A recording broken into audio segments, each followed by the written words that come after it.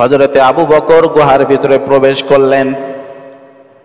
হযরতে আবু বকর রাদিয়াল্লাহু তাআলা আনহু তার গায়ের চাদরটা খুলে একটা একটা করে সমস্ত গর্তগুলো বন্ধ করলেন, কিন্তু একটা গর্ত বাকি থেকে গেল, আর চাদরের কোনো টুকরো অবশিষ্ট থাকলো না। আল্লাহর নবী সাল্লাল্লাহু আলাইহি ওয়াসাল্লাম তিনিও গুহার ভিতরে প্রবেশ করলেন। আল্লাহর নবী তিনি সারা রাত সফর করার কারণে তিনি বড় ক্লান্ত হয়ে গেছে। আল্লাহর নবীজি বললেন, ও আবু বকর, আমি বড় ক্লান্ত, আমি একটু বিশ্রাম নিতে চাই। আল্লাহর নবী হযরতে আবু বকর রাদিয়াল্লাহু তাআলা আনহুর উরুর মধ্যে মাথা রেখে তিনি ঘুমায় গেলেন। কিছুক্ষণ পরে আল্লাহর নবী সাল্লাল্লাহু আলাইহি ওয়াসাল্লাম তেনার ঘুম ভেঙে গেল, দেখলো আবু বকরের চোখ থেকে বয়ে বয়ে পানি পড়তেছে। আল্লাহর নবী জিজ্ঞাসা করলো, আবু বকর, তোমার কি মাতৃভূমির কথা মনে পড়েছে নাকি? আবু বকর, তোমার কি মক্কার কথা মনে পড়েছে নাকি? হযরতে আবু বকর রাদিয়াল্লাহু তাআলা আনহু বলেন, ওগো আল্লাহর নবী, না, যেদিন থেকে আমি আপনার হাতে হাত রেখে কালেমা পড়ে মুসলমান হয়ে গিয়েছি, সেদিন থেকে আল্লাহ এবং আল্লাহর রাসূলের চাইতে আমি আর কাউকে বেশি ভালোবাসি না। সুবহানাল্লাহ পড়েন। হযরতে আবু বকর রাদিয়াল্লাহু তাআলা আনহুকে নবীজি প্রশ্ন করলেন, আবু বকর, আপনি তাহলে কেন কাঁদেন? কান্নার কারণটা কি? হযরতে আবু বকর বলে, ইয়া রাসূলুল্লাহ ওয়া হাবিবাল্লাহ, আপনি যখন আরাম ফরমাচ্ছিলেন এমন সময় দেখলাম একটা গর্ত বাকি রয়ে গেছে। আমার মনে ধারণা হলো বিষধর সাপ থাকতে পারে, নবীজিকে আক্রমণ করতে পারে। ওগো আল্লাহর নবী, এই গর্তটা আমি আমার পা দ্বারা বন্ধ করলাম, গর্তের ভিতরে বিষধর সাপ থাকার কারণে আমাকে দংশন করেছে।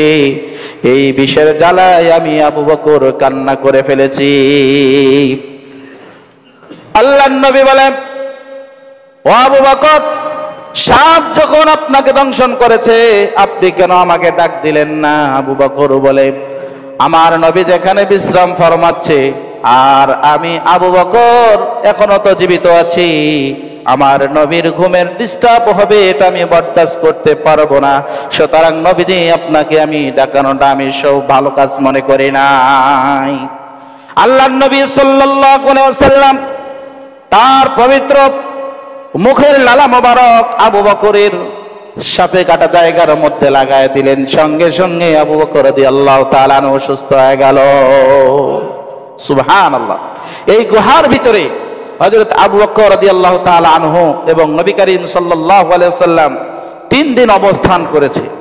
তেনারা যখন গুহার মধ্যে অবস্থান করতেছিল এমন সময় কাফেরেরা গুহার নিকটবর্তী হয়ে গেল। গুহার যখন নিকটবর্তী হয়ে গেল হযরত আবু বকর রাদিয়াল্লাহু তাআলা আনহু তিনি ভয় পেয়ে গেলেন। আবু বকর তিনি ভয় পেয়ে গেল। আল্লাহর নবীজিকে বলে, ও আল্লাহর নবী, আমরা মনে হয় কাফেরদের হাতে এবার মনে হয় ধরা পড়ে গেলাম। আল্লাহর নবী বলে, ও আবু বকর, শোনো, এই গুহার ভিতরে তুমি আর আমি নই, বরং তোমার আমার সাথে আরেকজন আছে, তৃতীয় ব্যক্তি, তিনি হলেন আমার আল্লাহ। সুবহানাল্লাহ। আল্লাহ নবী সাল্লাল্লাহু আলাইহি ওয়াসাল্লাম আবু বকর কিভাবে সান্ত্বনা দিচ্ছিল। নবী করিম সাল্লাল্লাহু আলাইহি ওয়াসাল্লাম তিনি যখন গুহার ভিতরে প্রবেশ করলো, করার সঙ্গে সঙ্গে সেখানে মাকড়সা এসে জাল কেটে ফেললো, পাখি এসে ডিম পারলো। সেখানে যখন কাফের বেঈমানেরা আসছে, আসার পরে যখন গুহার মুখের সামনে গেছে, একজনে বলে গুহার ভিতরে গেছে, আরেকজনে বলে, ওরে পাগল, যদি গুহার ভিতরে যাইতো তো মাকড়সার জাল তো আর থাকতো না, ডিম তো আর থাকতো না। সুতরাং তারা সেখানে আর তাকাইলো না, তাকাইলেই নবীজিকে দেখতে পারত। আচ্ছা বলেন তো সেখানে হেফাজত করছে কে? একটু আওয়াজ দিয়ে বলেন না, কে? আল্লাহ তাআলা মানুষকে যদি হেফাজত করতে চায়, সেভ করতে চায়, পৃথিবীর কোনো মানুষের ক্ষমতা নাই ওই মানুষটার কোনো কিছু ক্ষতি করে। কথা বলেন ঠিক না বেঠিক? আল্লাহর হাবিব সাল্লাল্লাহু আলাইহি ওয়াসাল্লাম 3 দিন আবু বকর সহ গুহার ভিতরে অবস্থান করার পরে যখন দেখলেন মক্কার একটা প্রস্তুতি শান্ত হয়েছে, এমন মুহূর্তে তেনারা সেখান থেকে বের হয়ে মদিনায় চলে গেলেন। লম্বা ইতিহাস। মদিনায় যাওয়ার পরে মদিনার মানুষেরা আল্লাহর হাবিব সাল্লাল্লাহু আলাইহি ওয়াসাল্লামকে তারা আনন্দের সাথে গ্রহণ করলো।